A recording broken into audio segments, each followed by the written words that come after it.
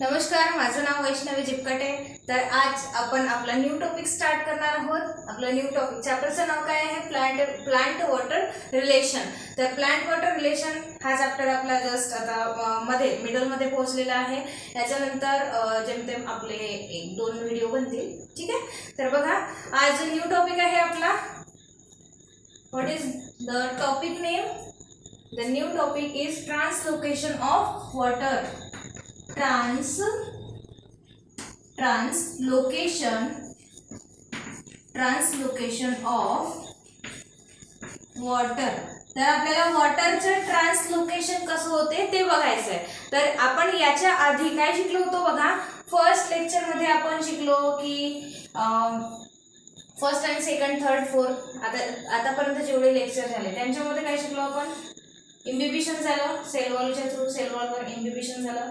त्याच्यानंतर होती सेल वॉलच्या नंतर प्लाझ्मा मेम्ब्रेन आणि नंतर होता रूटच्या व्हॅक्यूल होता का असं, ठीक आहे। तर सेल वॉलला जेव्हा अटॅच होत होते वॉटर मॉलिक्युल्स तेव्हा इम्बिबिशन, मग हे इम्बाइब झालेले मॉलिक्युल्स कुठे येत होते? सेल वॉल आणि प्लाझ्मा मेम्ब्रेनच्या मध्ये। कशाच्या मदतीनं?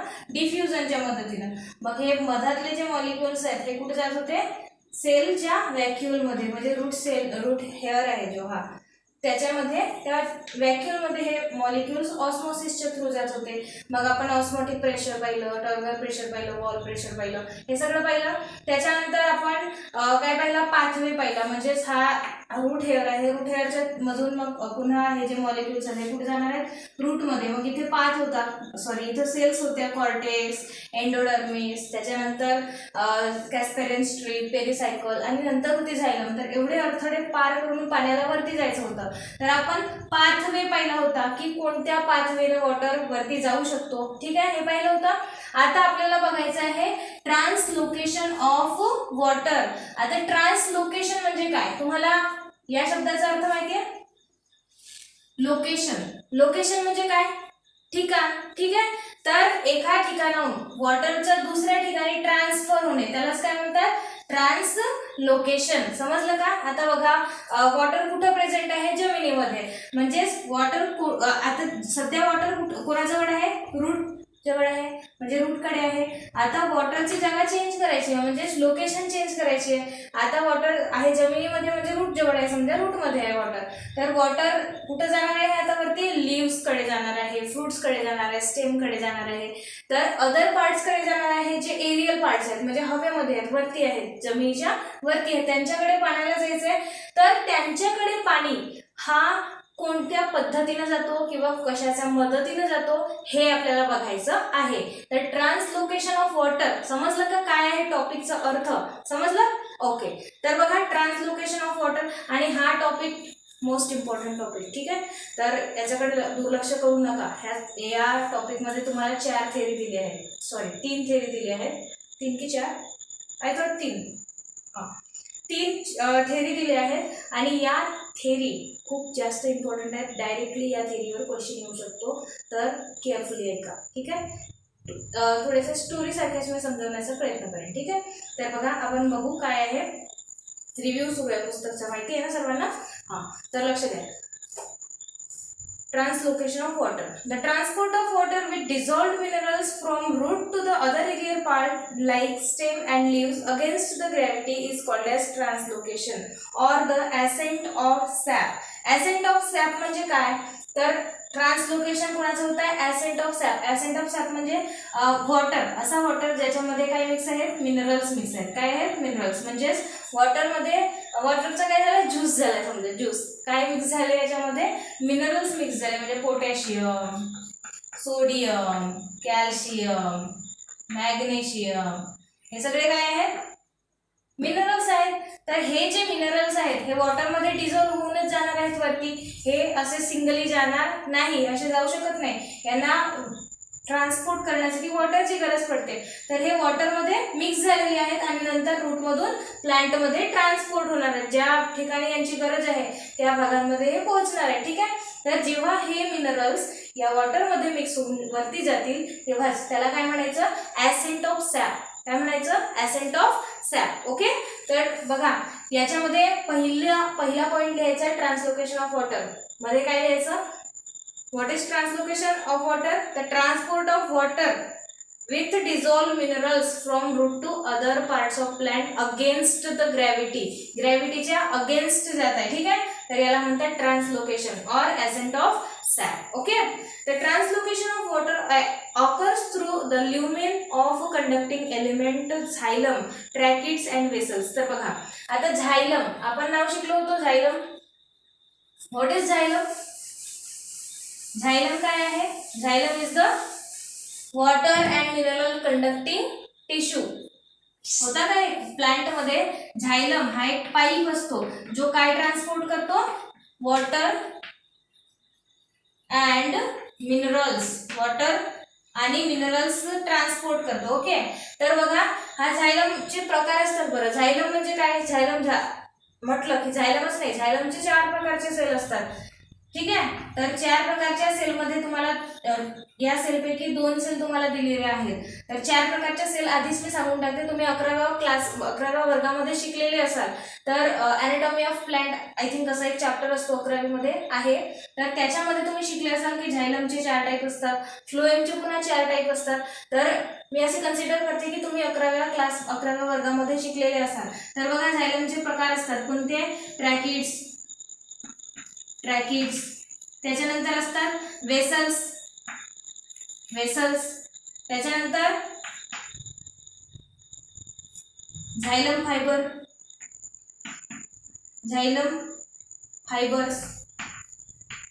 फायबर्स आणि असतो झायलम पॅरेनकायमा.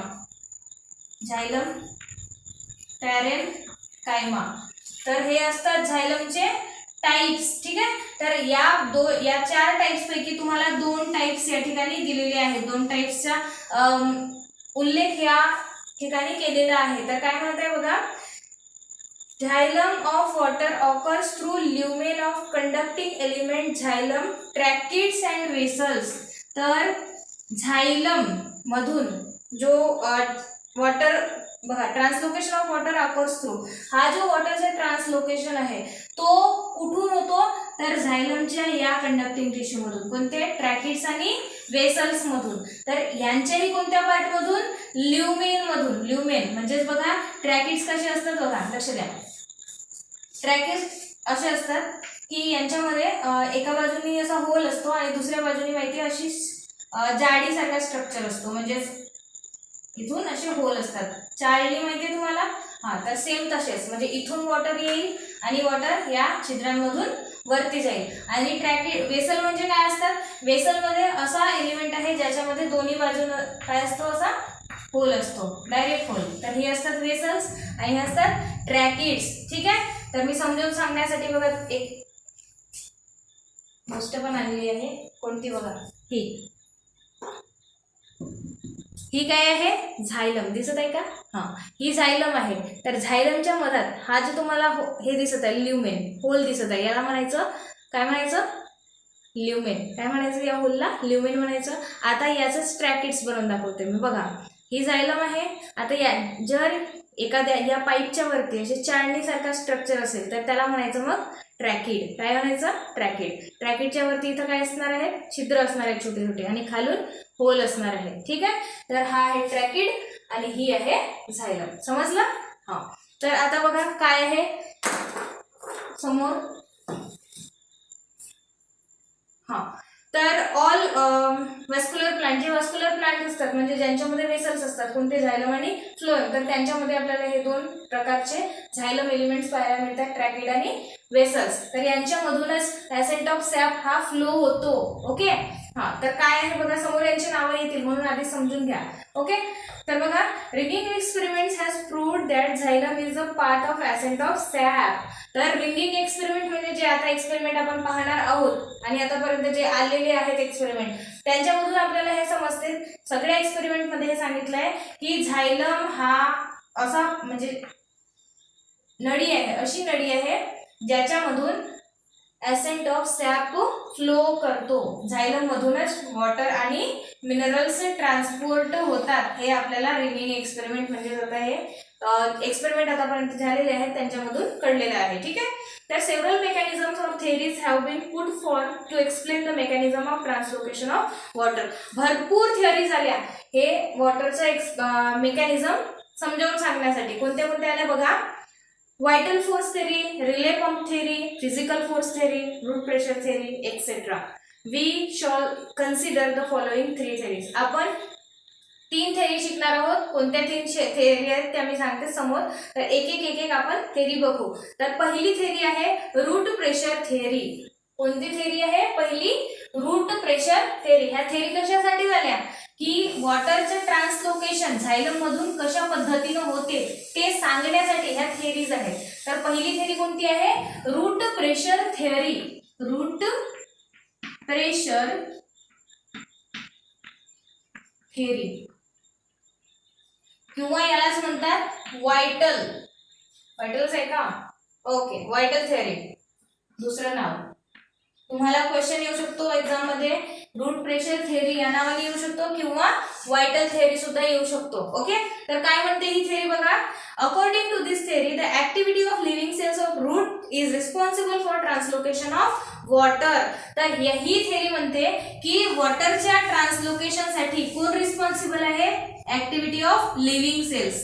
Activity of living cells is responsible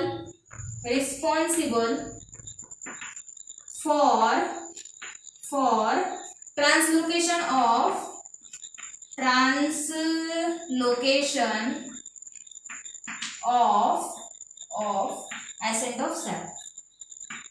ascent of sap.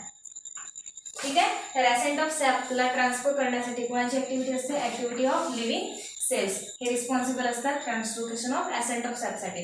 तर अशी सांगत आहे ही थेरी. काय म्हणतात? ऍसेंट ऑफ सॅप म्हणू शकतो किंवा वॉटर पण म्हणू शकतो. ओके. तर बघा जे प्रिस्टली प्रपोज दिस थेरी. आणि ही थेरी कोणी दिली? दिस theory proposed by J priestly. यांचं नाव आपण आधी पण शिकलेलो आहोत. जे प्रिस्टली. ओके. जे प्रिस्टली. तर यांनी ही थेरी दिली होती रूट प्रेशर थेरी. ठीक आहे. जे प्रिस्टली यांचं नाव आपण पाहिलं होतं ऑस्मोटिक ऍब्झॉर्प्शन मध्ये पाहिलं होतं. ओके. जे प्रिस्टली आणि एक दुसरे सायंटिस्ट होते त्यांनी ऑस्मोटिक ऍब्झॉर्प्शन हा एक टॉपिक डिस्कवर केला. त्याच्याविषयी थोडंसं सांगितलं यांनी जे प्रिस्टलीने. आणि ही जी रूट प्रेशर थेरी आहे ही सुद्धा जे प्रिस्टली यांनीच दिलेली आहे. तर बघा propose this theory when the stem is potted. आता बघा मेन टॉपिक ही थेरी काय म्हणत आहे लक्ष द्या. when the stem is potted plant is cut a few inches above the soil by the sharp knife, xylem sap is seen flowing out or oozing out through the cut end. This exudation or at the cut end of stem is good proof for the existence of root pressure. तर बघा हे scientist होते priestly. यांनी काय केलं की एक झाड होता त्या झाडाला त्यांनी शार्प नाईफने धारदार चाकूने काय केलं? कट केलं. काय केलं?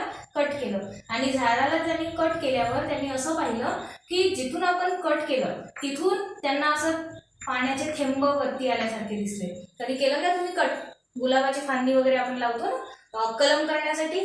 तर तेव्हा कट केल्यावर तिथं पाणी येते का? पाण्याचे थेंब दिसतात आपल्याला.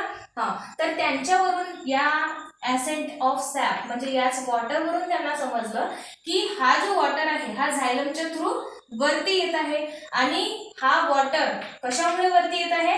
तर रूट प्रेशरमुळे. रूट हे प्रेशर लावत आहेत इकडून आणि हा वॉटर वरती येत आहे असं यांनी कन्सिडर केलं. काय झालं बघा समोर. तर बघा तुमचं सगळं as water absorption by roots is constant and continuous process, the hydrostatic pressure is developed in the living cell of the cortex root. तर यांनी काय म्हटलं की ही एक कंटिन्युअस प्रोसेस आहे. Water absorption of root is constant. Water absorption हा constantly absorb होत असतो आणि ही कंटिन्युअस प्रोसेस आहे. आणि या प्रोसेसमध्ये काय होते? हायड्रोस्टॅटिक प्रोसेस प्रेशर डेव्हलप होतो म्हणजे वॉटरचा प्रेशर डेव्हलप होतो आणि मग हे वॉटर काय होते म्हणजे या लिव्हिंग सेल या कॉर्टेक्स वाल्या सेलवर म्हणजे रूट हेअर मधून ऍब्झॉर्ब होईल, मग रूट मध्ये जाईल, तिथं कॉर्टेक्स सेल भेटतील, तर त्या कॉर्टेक्स सेल मधल्या लिव्हिंग सेलवर काय हायड्रोस्टॅटिक प्रेशर अप्लाय होतो, डेव्हलप होतो आणि त्याच्यामुळे हा जो वॉटर आहे हा वरती येतो. समजत आहे का? तर असं याने सांगितलं प्रिस्टलीने. तर काय झालं बघा, this term as a root pressure, त्यांनी या टर्मला हे जो हायड्रोस्टॅटिक प्रेशर आहे याच प्रेशरला त्यांनी म्हटलं रूट प्रेशर. तर बघा बाय आणि याच त्यांनी हायड्रोस्टॅटिक, प्रिस्टलीने म्हटलं याला हायड्रोस्टॅटिक प्रेशर. आणि एक नवीन सायंटिस्ट, दुसरे सायंटिस्ट आले एस हेल्स, तर यांनी या हायड्रोस्टॅटिक प्रेशरला नाव दिलं रूट प्रेशर. ओके.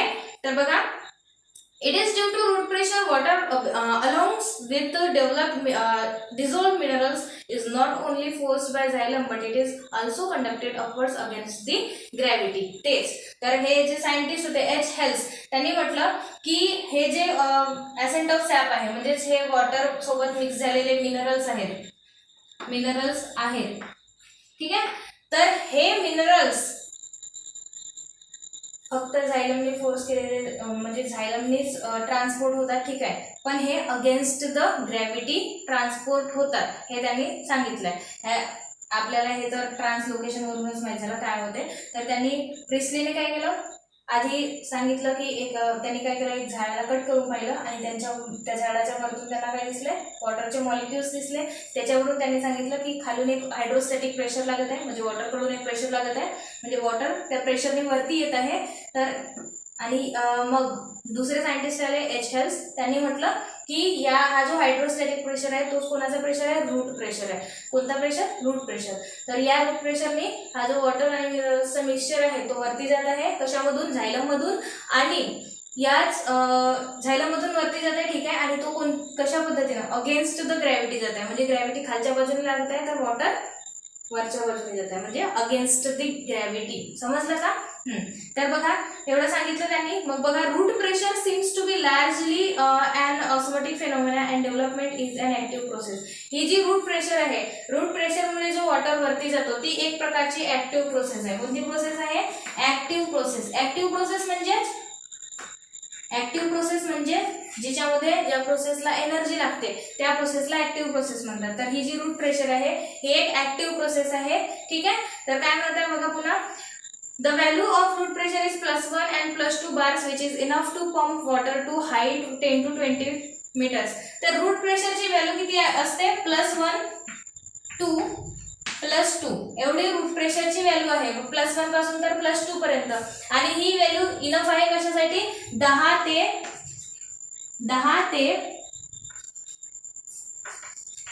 20 मीटर, 10 ते 20 मीटर पाण्याला वरती नेण्यासाठी, 10 ते 20 मीटर, ठीक आहे, पर्यंत पाणी वरती जाऊ शकतो. या रूट प्रेशरचा प्रेशर किती असते? +1 to +2 एवढा प्रेशर असतो आणि तो प्रेशर 10 मीटर ते 20 मीटर पाणी वरती नेण्याची कॅपॅसिटी ठेवतो. तर बघा काय म्हणतात पुन्हा, the factors like oxygen, moisture, temperature of soil, salt content influence the root pressure. आता रूट प्रेशरला प्रभावित कोण करतात, कमी जास्त कोण करू शकतो? फॅक्टर्स लाईक ऑक्सिजन मातीमधलं ऑक्सिजन हे अफेक्ट करतं. रूट प्रेशर किती असणार आहे? मॉइश्चर, मातीमध्ये मॉइश्चर किती आहे, त्याच्यानंतर मॉइश्चर म्हणजे ओलसरपणा, ठीक आहे. त्याच्यानंतर टेम्परेचर ऑफ सॉइलचं टेम्परेचर किती आहे आपण पाहिलं होतं. ऍब्झॉर्प्शन, मॅक्सिमम ऍब्झॉर्प्शन कोणत्या टेम्परेचरवर होत होता? 20 ते 30 डिग्री सेल्सिअसवर होत होता ना. तर टेम्परेचर ऑफ सॉइल पण इम्पॉर्टंट आहे.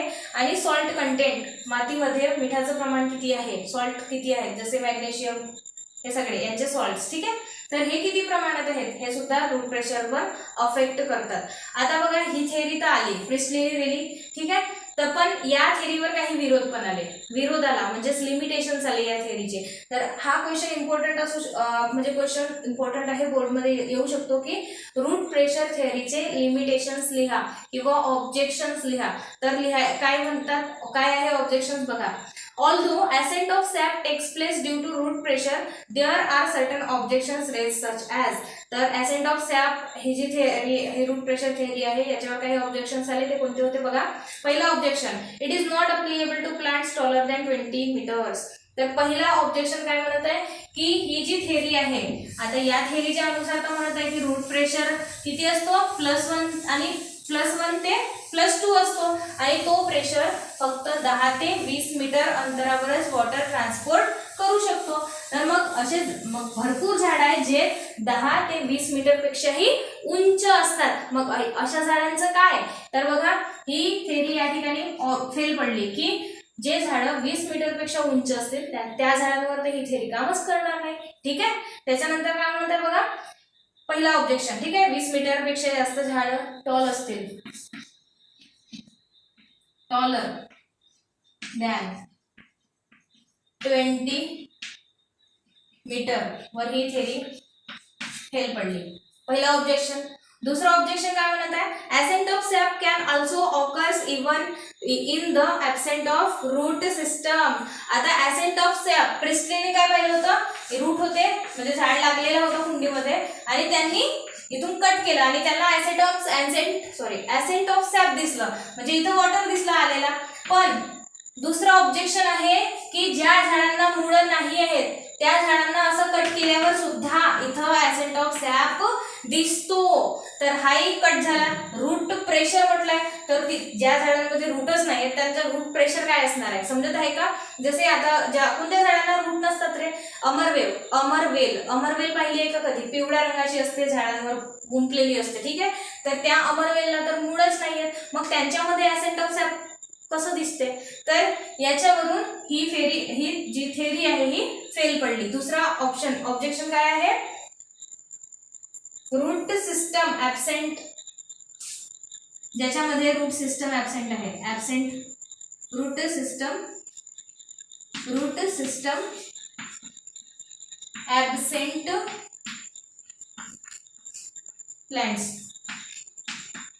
प्लांट्स मध्ये ही थेरी काय पडली, फेल पडली. दुसरा ऑब्जेक्शन आहे. तिसरा ऑब्जेक्शन काय म्हणत आहे, root pressure value is almost nearly 0 in taller gymnosperms. आता रूट प्रेशर विषयीच बोलत आहे, पण आपण जिम्नोस्पर्मची गोष्ट घेतली म्हणजे जिम्नोस्पर्म वाले प्लांट्स घेतले तर जिम्नोस्पर्म मध्ये रूट प्रेशर हा ऑलमोस्ट 0 असतो. मग ज्याच्यामध्ये रूट प्रेशर नाहीये मग अशा प्लांट मध्ये वॉटर वरती नाही जात का, जातो ना, मग त्याच्यामध्ये सुद्धा ही थेरी पडली फेल. जिम्नोस्पर्म्स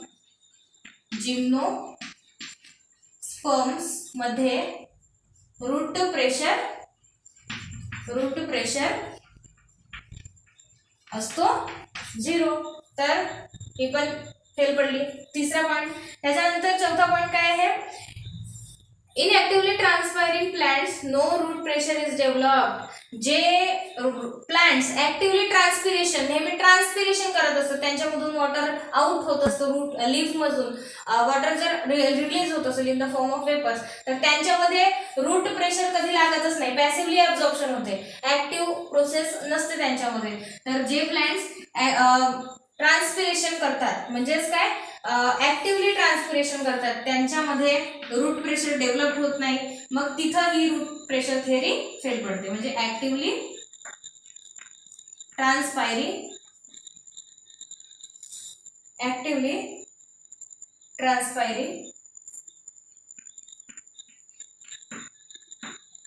प्लांट्स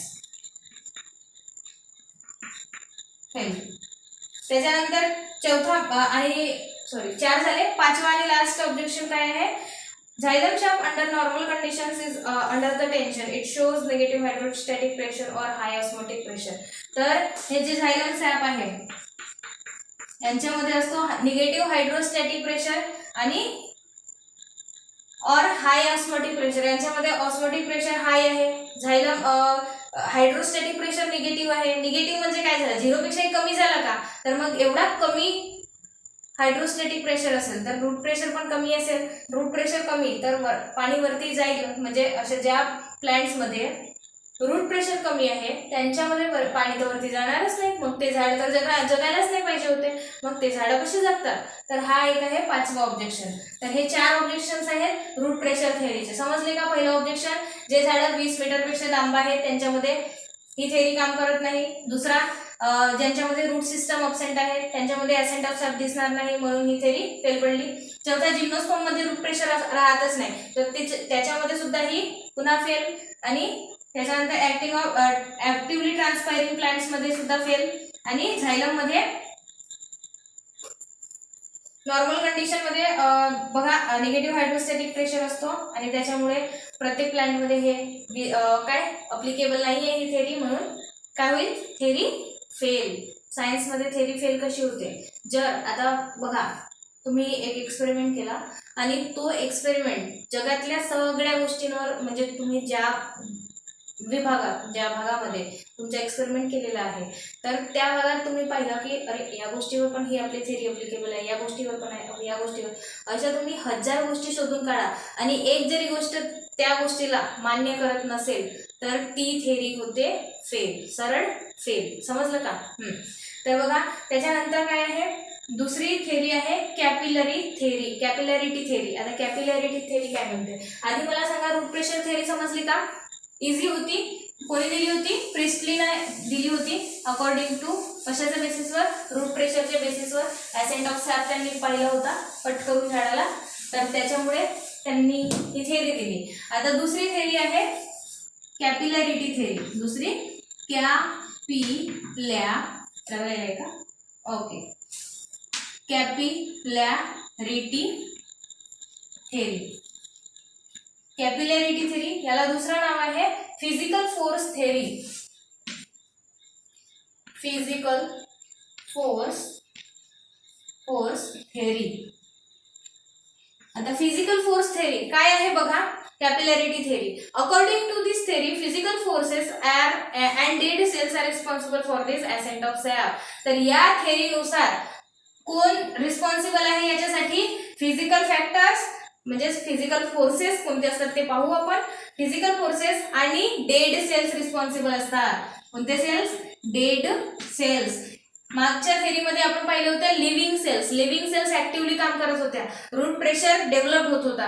याच्यामध्ये डेड सेल्स काम करतात. आता मी तुम्हाला मागे लिव्हिंग सेलचे नाव सांगितले होते, ट्रॅकिड आणि वेसल्स सांगितलं होतं, डायग्राम पण काढून दिली होती. ठीक आहे, तर डेड सेल कोणत्या असतात त्या बाकी दोन वाचल्या त्या, झायलम फायबर वगैरे. ठीक आहे, तर डेड सेल काम करतात, झायलम फायबर डेड सेल आहे. ओके, तर ठीक आहे.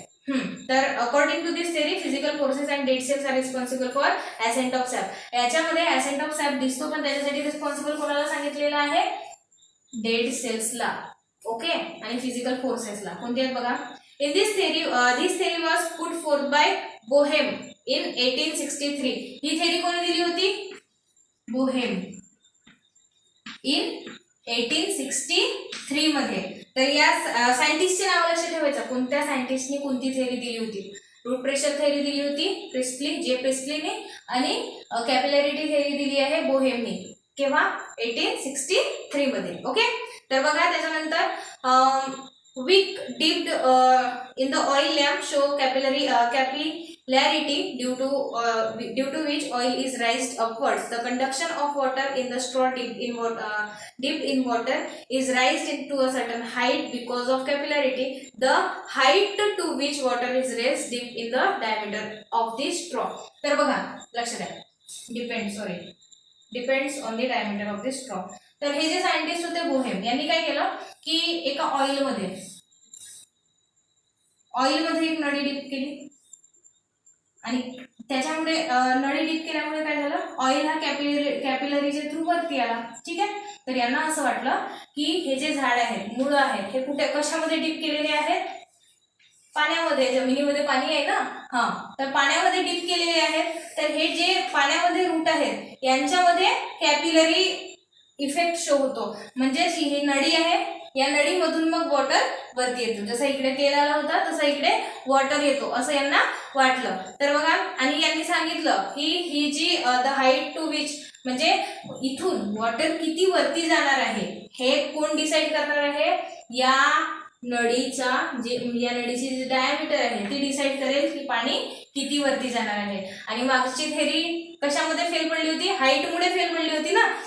तर यांनी तो हाईट वाला फॅक्टर काय केला, अशा पद्धतीने शोधून काढला की जर नळीची डायमीटर डिपेंड करेल की पाणी किती वरती जाईल, नळीचे डायमीटर किती आहे याच्यावरून. ओके, तर बघा, capillarity is because of surface tension and forces of cohesion and adhesion. तर बघा, ही जी कॅपिलॅरिटी आहे म्हणजे हा पाणी वरती कसा जातो, तर कशामुळे जाते बघा. हा एक पाईप आहे समजा, याच्यामध्ये फोर्सेस लागतात, सरफेस टेन्शन, कोहेशन आणि अडेशन. कोहेशन, अडेशन हे तुम्हाला आणि सरफेस टेन्शन हे आधीच समजून सांगितलेलं आहे पहिल्या लेक्चरमध्ये. ठीक आहे, पुन्हा एकदा सांगते. कोहेशन म्हणजे सिमिलर मॉलिक्युल्स मधला फोर्स. ठीक आहे, सिमिलर मॉलिक्युल्स मधला फोर्स. ठीक आहे, अडेशन म्हणजेच डिफरंट मॉलिक्यूल मधला फोर्स. आणि सरफेस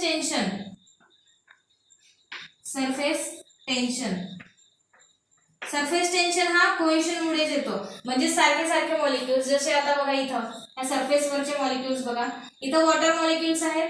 तर या वॉटर मॉलिक्युल्स मध्ये जे आपापसामधले फोर्सेस आहेत यांच्यामुळे सरफेस टेन्शन तयार होतो. यांनी याचं एक्झाम्पल पण मी समजावून सांगितलं होतं की पाण्यावर छोटेवाले कीटक इझिली बसू शकतात, जसे मच्छर वगैरे. ओके, तर ते सरफेस टेन्शन मुळे बसू शकतात. ठीक आहे, तर ह्या सगळ्या प्रॉपर्टीज मुळेच काय होतो, वॉटर हा वरती जातो. कसं जाते बघा, आता हे जे वॉटर आहे हे वरती कसं जाते, काय करते, हे वॉटर अडेसिव्ह फोर्स लागतो याच्यामध्ये. अडेसिव्ह फोर्स म्हणजे वॉटर मॉलिक्यूल मधला फोर्स आणि या पाईपच्या एलिमेंट मधला फोर्स. ठीक आहे, त्याच्यानंतर हाच मॉलिक्यूल दुसऱ्या वॉटर मॉलिक्यूलशी अटॅच असेल, म्हणजे याच्यामध्ये कोहेसिव्ह फोर्स पण असेल आणि अडेसिव्ह फोर्स.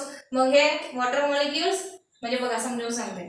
आता मी आहे वॉटर मॉलिक्यूल, मी माझा एक फोर्स कोणासोबत लावत आहे, या भिंतीसोबत, आणि दुसरा माझ्यासारख्याच दुसऱ्या मॉलिक्यूल सोबत. म्हणजे काय, मी भिंतीला पकडत अशी समोर जाईल आणि माझ्यासोबतच हे दुसरे मॉलिक्युल्स जे आहेत तेही समोर येतील. तर अशा पद्धतीने हा जो वॉटर आहे हा वरती जातो. म्हणजे हे मॉलिक्युल्स या सरफेसने असे वरती जातात. समजलं का, अडेसिव्ह फोर्स, कोहेसिव्ह फोर्स आणि सरफेस टेन्शनच्या मदतीने. ओके, असं सांगितलं आहे कोणी, बोहेमनी. तर बघा, Xylem nascent tracheids with its lumen is comparable with the straw. तर झायलम आणि ट्रॅकिड्स जे आहेत याच्यामध्ये सुद्धा त्यांनी झायलम आणि ट्रॅकिड्स बघितले. तर हे त्यांनी स्ट्रॉ सोबत कम्पेअर केलं. स्ट्रॉ म्हणजे नळी सारखेच आहेत हे, आणि सांगितलं की यांचे जे किती हाईट असणार आहे ते यांच्या ल्युमेनवर डिपेंड करणार आहे. म्हणजे यांच्या जो मधातला जो भाग आहे त्यांच्यावर डिपेंड, तो किती मोठा आहे, त्याचे डायमीटर किती आहे याच्यावर डिपेंड करणार आहे की ही जी कॅपिलॅरिटी वॉटर आहे तो किती वरती जाणार आहे, किती हाईटवर जाणार आहे. ओके, त्याच्यानंतर बघा, water column exist because of combined cohesive and adhesive forces of water and xylem wall due to capillarity. आता सांगितलं मी की हे जे कॅपिलॅरिटी डिपेंड करते या 3 फोर्सेसवर, कोहेशन, अडेशन आणि सरफेस टेन्शन. ठीक आहे, it is because of capillarity water raised और conducted upwards against the gravity to a few centimetres only. आणि ही जी कॅपिलॅरिटी आहे ही काही सेंटीमीटर पर्यंतच पाणी फ्लो करू शकते. तर काही सेंटीमीटर, मला सांगा, काही प्रत्येक झाड सेंटीमीटर सारखेच असतात का, छोटेच असतात का, भरपूर मोठे झाडं असतात. तर बघा या थेरीवर सुद्धा ऑब्जेक्शन्स आले, म्हणजे विरोध आला. काय आला बघा, लिमिटेशन्स काय आहेत बघा. Few important objections are. पहिला या थेरीवरचा कोणती थेरी, कॅपिलॅरिटी थेरी. ठीक आहे, तर बघा, capillary tube must be continuously and completely hollow from one end to the other, but tracheids and xylems show close end walls. तर लक्ष द्या, या थेरी, ही जर थेरी तुम्हाला प्रूव्ह करायची असेल तर हा जो पाईप आहे हा पाईप एकदम पोकळ पाहिजे, याच्यामध्ये कुठलाही अडथळा नाही पाहिजे, मध्ये कुठलाही अडथळा नाही पाहिजे, सेम डायमीटरचा पाईप पाहिजे. पण असं नसते. आपण पाहिलं होतं की झायलम मधले जे ट्रॅकिड्स नावाचे हे होते, पाईप होते, त्यांच्यामध्ये एक बाजू तर फ्री होती पण दुसरी बाजू काय होती, अशी चाळणी सारखी होती, म्हणजे छेदिली होती. ठीक आहे, छिद्र होते यांच्यामध्ये. तर हे तर अडथळा आला याच्यामध्ये, पाईप पोकळ आहे पण मधात अडथळा आला, म्हणजेच ही थेरी काय पडली आता, फेल. पहिला ऑब्जेक्शन. दुसरा काय आहे, the lower end of the capillary tube xylem must be direct contact with soil, however there exists the barrier of root cortex between the xylem and water, xylem and soil water.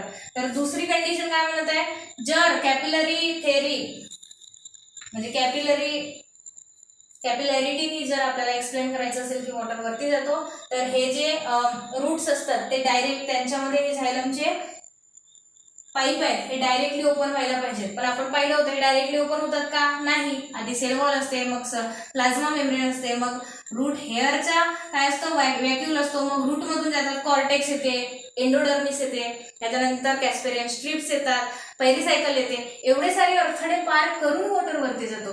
तर directly झायलम भेटते का वॉटरला? नाही मिळत. झायलम नंतर मिळते पेरिसायकलच्या नंतर, तर directly meet होत नाही. ठीक आहे, वॉटर आणि झायलम एलिमेंट्स. ठीक आहे, म्हणून ही थेरी फेल पडली. त्याच्यानंतर तिसरा बघा काय म्हणत आहे, narrower the capillarity tube greater the height. जेवढी कॅपिलॅरिटी ट्यूब बारीक असेल तेवढीच जास्त हाईट असेल असं म्हटलेलं आहे. तर बघा, taller trees should show xylem vessels with narrow bore. ठीक आहे, however in nature the tall trees show xylem vessel having a wider bore. बघा, जे छोटेवाले झाड आहेत त्यांच्यामध्ये झायलम वेसल बारीक असेल तर त्यांच्यामध्ये वॉटर जास्त हाईटवर जाईल, पण मोठे झाड आहेत त्यांच्यामध्ये जी वेसल आहे ती वेसल काय असते, यार किती घाबरलो मी, जी वेसल आहे बघा यार हा जो लेक्चर आहे हा रात्री सुरू आहे, आता जवळजवळ 12 वाजत आले आणि हा अचानक आला. माझ्या भाऊ माहिती आहे दरवाजा खोलून मी दचकलो तरी माहिती आहे. ओके, कोई नाही. तर बघा, जे टॉल प्लांट्स असतात त्यांच्यामध्ये ही जी झायलम वेसल आहे ती असते ब्रॉड असते. तर झायलम वेसल ब्रॉड आहे, तर ब्रॉड मधून कॅपिलरी म्हणजे वॉटर जो आहे तो जास्त हाईटवर जाऊ शकणार नाही. म्हणजेच ही थेरी या ठिकाणी खतम. समजलं? तर कॅपिलॅरिटी थेरी ही समजलेली आहे का? ओके, पहिली थेरी होती रूट प्रेशर थेरी, दुसरी होती कॅपिलॅरिटी थेरी. तर दोघांचे आपण कशा पद्धतीने शोध लागले, कसे कोणी शोध लावले हे आपण पाहिलं आणि यांचे ऑब्जेक्शन सुद्धा पाहिलेले आहेत. तर तुम्हाला क्वेश्चन येऊ शकतो, write the objections or limitations of root pressure theory किंवा कॅपिलॅरिटी थेरी. तर हा क्वेश्चन आहे. त्याच्यानंतर बघा, तिसरी थेरी आहे cohesion tension theory. Cohesion tension theory. Okay, let me check camera बरोबर आहे का? हा, तर चला लास्ट थेरी आहे आपली कोहेशन टेन्शन थेरी. तर कोहेशन टेन्शन थेरी काय म्हणते बघा, आणि ही एक मोस्ट ऍक्सेप्टेड आतापर्यंत तरी ऍक्सेप्टेड थेरी आहे. अरे यार,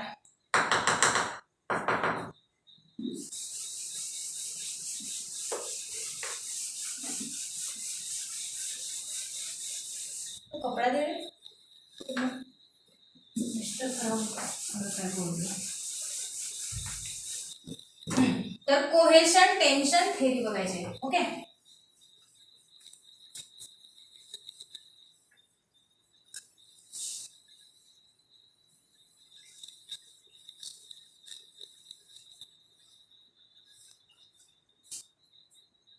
तिसरी थेरी आहे सी नंबर, कोहेशन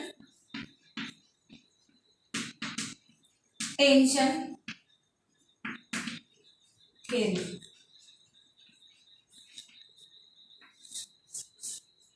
हा, तर कोहेशन टेन्शन थेरी काय म्हणताय, याचं दुसरं नाव आहे ट्रान्सपिरेशन पूल थेरी. आणि मोस्ट ऍक्सेप्टेड क्वेश्चन येईल कुठल्या थेरीवर, जर क्वेश्चन आला इंडिव्हिज्युअल क्वेश्चन तो याच थेरीवर येईल, ट्रान्सपिरेशन पूल.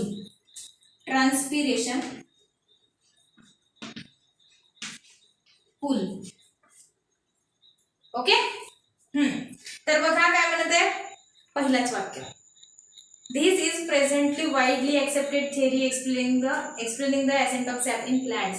तर प्लांट्स मध्ये वाईडली एक्सेप्टेड भरपूर प्रमाणात एक्सेप्ट केली जाणारी थेरी जी आहे ती आहे कोहेशन टेन्शन थेरी. तर कोहेशन टेन्शन थेरी काय म्हणते बघा, बघा काय म्हणते, इट वॉज पुट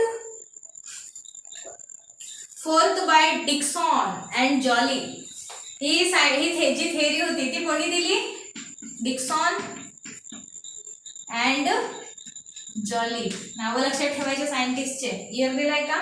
ओके, 1894. तर डिक्सन आणि जॉली या दोघांनी ही थेरी दिली, कोहेशन टेन्शन थेरी. हिला नाव आहे ट्रान्सपिरेशन पूल थेरी. ओके, आणि मोस्ट वाईडली ऍक्सेप्टेड थेरी आहे. याच्यानंतर आतापर्यंत थेरी आलेली नाही आहे, हिला ऑब्जेक्शन देणारी, विरोध करणारी. तर त्याच्यामुळे ही थेरी आतापर्यंत सध्या कशामध्ये आहे, ट्रेंडिंग मध्ये. ओके, ही चालत आहे, सगळेजण ऍक्सेप्ट करत आहेत. ठीक आहे. हा, तर बघा काय आहे, this theory is based on the 2 principles. ही थेरी जी आहे ती 2 प्रिन्सिपल्सवर बेस्ड आहे. कोणते 2 प्रिन्सिपल्स आहेत बघा. पहिला प्रिन्सिपल आहे कोहेशन अँड अढेशन अँड ट्रान्सपिरेशन पुल. तर हे बघा दिलेलं आहे, काय आहे बघा. The strong force of attraction between water molecules is called cohesive. अरे किती वेळा आला रे हा, कोहेसिव्ह फोर्स, अढेसिव्ह फोर्स आलाय ना. हा, तर तेच डेफिनेशन सांगितलेत वारंवार बघा. The strong force of attraction between water molecules is called cohesive force. तर कोहेसिव्ह फोर्सवर डिपेंड आहे, अढेसिव्ह फोर्सवर. कोहेसिव्ह फोर्स आताच सांगितलं, पुन्हा एकदा सांगते. कोहेसिव्ह फोर्स म्हणजेच सेम मॉलिक्युल्स मधला फोर्स. सिमिलर मॉलिक्युल्स मधला फोर्स त्याला म्हणतात कोहेसिव्ह फोर्स. आणि अढेसिव्ह म्हणजेच डिफरंट मॉलिक्यूल मधला. अढेसिव्ह फोर्स म्हणजेच डिफरंट मॉलिक्यूल्स मधला फोर्स जो आहे त्याला अढेसिव्ह फोर्स म्हणतात. बघा तेच डेफिनेशन दिलेली आहे. A strong force of attraction between water molecules म्हणजे 2 किंवा 2 पेक्षा जास्त सगळे वॉटर मॉलिक्युल्स यांच्यामधला फोर्सला म्हणतात कोहेसिव्ह फोर्स आणि adhesive force. While the strong force of attraction between water molecule and lignified wall of lumen. म्हणजेच मी सांगितलं होतं ना, ही ल्युमेनची वॉल आणि याच्या हा वॉटर. तर यांच्यामधला जो अट्रॅक्शन आहे याला म्हणायचं अढेसिव्ह फोर्स. डिफरंट मॉलिक्यूल झाले, एक ल्युमेनचा मॉलिक्यूल आणि एक वॉटरचा मॉलिक्यूल. तर यांच्यामधला फोर्सला म्हणतात अढेसिव्ह फोर्स. झाला, ठीक आहे. Is called as adhesive force. Definition दिलेले आहे. Due to combined cohesive and adhesive forces, the continuous water column is developed in the xylem right from the root up to the tip of the topmost leaf in the plant. तर काय म्हणतात आहे की कॉम्बिनेशनमुळे cohesive आणि अढेसिव्ह फोर्सच्या combination. बघा तुम्हाला समजावून सांगितलं. अढेसिव्ह फोर्स म्हणजे बघा, मी वॉटर मॉलिक्यूल आहे, एक फोर्स मी या बोर्ड सोबत लावत आहे आणि दुसरा फोर्स माझ्यासारखा दुसरा मॉलिक्यूल आहे त्याच्यासोबत लावत आहे. म्हणजेच काय, तर यांचं कॉम्बिनेशन. हा अढेसिव्ह फोर्स आणि हा कोहेसिव्ह. अढेसिव्ह फोर्स समोर चालला, कोहेसिव्ह फोर्स पण घेऊन चालला. अढेसिव्ह फोर्स समोर, कोहेसिव्ह फोर्स पण समोर. समजत आहे का. म्हणजे अशा पद्धतीने वॉटर हा समोर चाललेला आहे. आणि मध्ये काय आहे मग, सरफेस टेन्शन. ओके. हा, तर त्याच्यामुळे कॅपिलरी हा वरती चालला आहे. तर बघा काय म्हणत आहे. हा, आणि टॉप मोस्ट अशा पद्धतीने टॉप पर्यंत हा वॉटर ट्रान्सपोर्ट होत आहे, ही अशी थेरी म्हणत आहे. आता दुसरा टॉपिक बघा काय म्हणत आहे, ट्रान्सपिरेशन पूल. आता ट्रान्सपिरेशन पूल काय आहे, तुम्हाला क्वेश्चन येऊ शकतो. What is transpiration pull, short question. Okay. तर ट्रान्सपिरेशन पूलची डेफिनेशन सांगायची. काय आहे बघा, आधी काय म्हणत आहे, the transpiration pull developed in the leaf vessels is transmitted down to root and thus account for the ascent of sap. तर ट्रान्सपिरेशन पूल हा डेव्हलप कुठे होतो, लीफ वेसल्स मध्ये. लीफच्या वेसल्स असतात त्यांच्यामध्ये ट्रान्सपिरेशन पूल डेव्हलप होतो आणि transmitted down to the root. हा ट्रान्सपिरेशन पूल कुठे जात आहे, लीफ कडून रूट कडे जात आहे. तर बघा, आणि काय करतो, this account for the ascent of sap. Ascent of sap साठी हा रिस्पॉन्सिबल आहे. बघा, excess water is lost in the form of vapor mainly through stomata found in leaf. तर जास्तीत जास्त वॉटर जो लॉस होतो तो कशामुळे होतो, ट्रान्सपिरेशन मुळे. म्हणजेच या लीफ मधून वेपर्सच्या थ्रू वॉटर लॉस होतो असं सांगितलं आहे. आणि कशामधून, स्टोमॅटामधून. स्टोमॅटाचं स्ट्रक्चर आपण समोर पाहणार आहोत. तर बघा, दिस वॉटर लॉस इन्क्रीज डीपीडी. हा वॉटर लॉस होत आहे म्हणजे डीपीडी वाढत आहे, तहान वाढेल सेलची, कारण सेलमधून वॉटर हा लॉस होऊन राहिलेला आहे. तर increase DPD of mesophyll cells. These cells withdraw water ultimately from xylem of leaf. मग हे जे सेल्स आहेत ज्यांच्या डीपीडी वाढला आहे त्या सेल्स काय करतात, मग दुसऱ्या सेल ज्या भरलेल्या सेल आहेत त्यांच्याकडून पाणी खिचतील. मग इथून पाणी खिचलं की मग ह्या सेल खाली होतील, मग ह्या सेल दुसऱ्या खालच्या सेलकडून ज्या भरल्या त्यांच्याकडून पाणी खिचतील आणि अशा पद्धतीने पाणी हा वरती जातो असं या थेअरीमध्ये सांगितलेलं आहे. त्याच्यानंतर बघा, in other words, due to continuous transpiration, the gradient of suction pressure (dPd) is developed right from guard cell up to the xylem of the leaf. तर बघा, हे जे आहे ड्यू टू कंटिन्युअस ट्रान्सपिरेशन, या कंटिन्युअस ट्रान्सपिरेशन मुळे जो DPD आहे हा काय होत असतो, is develop right from guard cell. हा कशापासून डेव्हलप होतो, स्टोमॅटामध्ये गार्ड सेल्स असतात, ते समोर मी शिकवेन. त्या गार्ड सेल पासून डेव्हलप होतो and ultimately xylem in the leaf मधल्या झायलम वाल्या गार्ड सेल, म्हणजे स्टोमॅटाचे गार्ड सेल्स असतात, लीफ मध्ये असतात. ठीक आहे. तर त्यांच्यापासून हा डेव्हलप होतो. In other words, due to continuous transpiration आताच वाचला ना. हा, this will create the tension called negative pull or a transpiration pull in the xylem. Consequently, water column is pulled out of xylem. Thus, the water is pulled upward passively against the gravity, leading to the ascent of sap. तर water हा pulled होतो upward passively. हा water इथून sale खाली होतात. हे पुन्हा मी आधीच समजून सांगितलंय, मी पुन्हा एकदा सांगत आहे, तोच सांगितलंय पुस्तकामध्ये.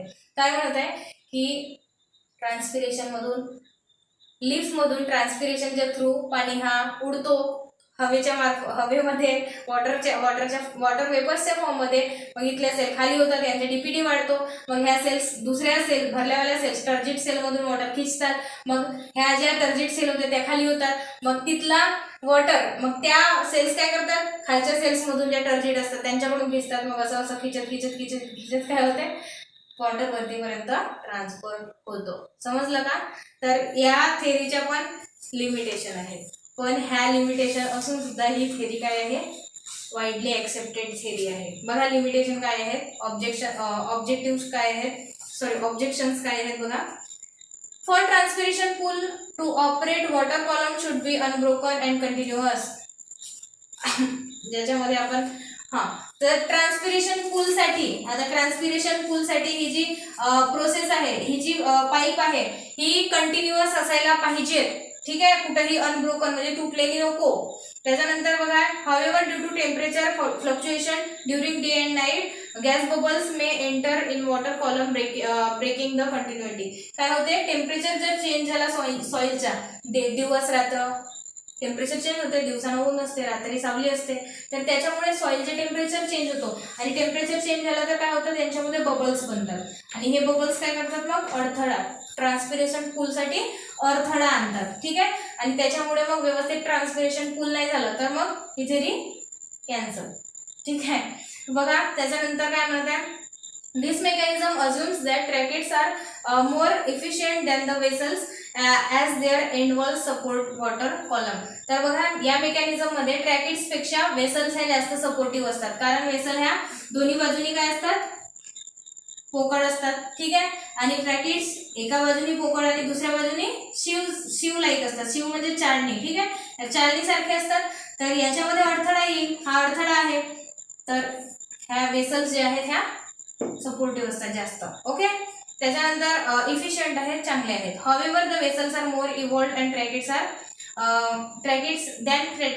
And more efficient. ह्या ज्या वेसल्स आहेत ह्या जास्त डेव्हलप्ड आहेत ट्रॅकिड्स पेक्षा आणि जास्त इफिशियंट पण आहेत. कशासाठी, ट्रान्सपिरेशन पूलसाठी. ठीक आहे, त्याच्यानंतर बघा next objective, third objective, if plants is smeared with a vaseline in order to stop the transpiration, even the ascent of sap occurs. If plants smeared with vaseline in order to stop transpiration, तर बघा transpiration stop झाला तर ही theory पण पुन्हा fail. त्याच्यानंतर चौथा, ascent of sap also occurs in deciduous plants that have shed all their leaves. तर ascent of sap अशा प्लांट्स मध्ये काय होतात, होतो ज्यांच्यामध्ये हे जे लिव्स आहेत हे गळून पडलेले असतील तरी सुद्धा, म्हणजे deciduous plants, occurs in deciduous plants that have shed all of their lives.